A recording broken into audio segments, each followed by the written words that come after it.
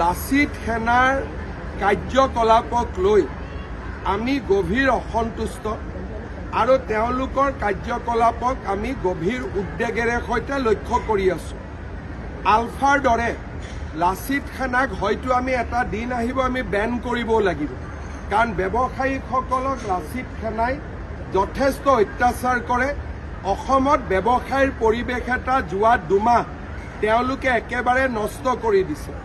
আৰু যোৱাকালি লাচিত সেনাৰ এগৰাকী কৰ্মকৰ্তাই অসমৰ আই মাতৃসকলৰ প্ৰতি যি অপমানসূচক মন্তব্য দিলে, তাৰ বাবেও মই ইতিমধ্যে আৰক্ষীক সেই ব্যক্তিজনৰ বিৰুদ্ধে কঠোৰ ব্যৱস্থা গ্ৰহণ কৰিবলৈ নিৰ্দেশ দিছো আৰু এই ব্যৱস্থা সঁচাকৈয়ে কঠোৰ হ'ব।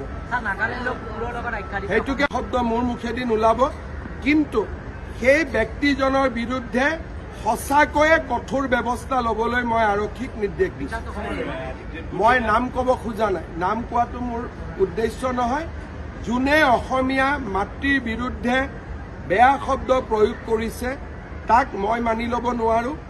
আৰু এই ব্যক্তিজনে ক্ষমতা কেনেকৈ ব্যৱহাৰ কৰিব লাগে তাক শিকিব লাগিব, আৰু সেইখিনি শিকাবৰ কাৰণে যি কৰিব লাগে চৰকাৰে কৰিব।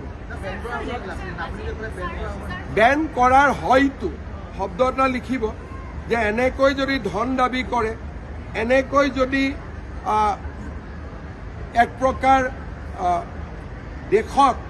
দেশৰ অৰ্থনৈতিক বিকাশত বাধা আৰোপ কৰে, তেতিয়াহ'লে ডেফিনেটলি এটা সময় আহিব য'ত আমি গোটেই সংগঠনটোৰ বিৰুদ্ধে ডাঙৰ ব্যৱস্থা ল'ব লাগিব।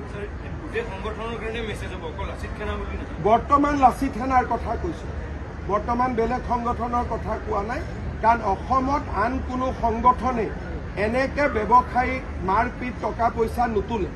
এইটো ক্ষেত্ৰত তেওঁলোকে ব্যতিক্ৰম।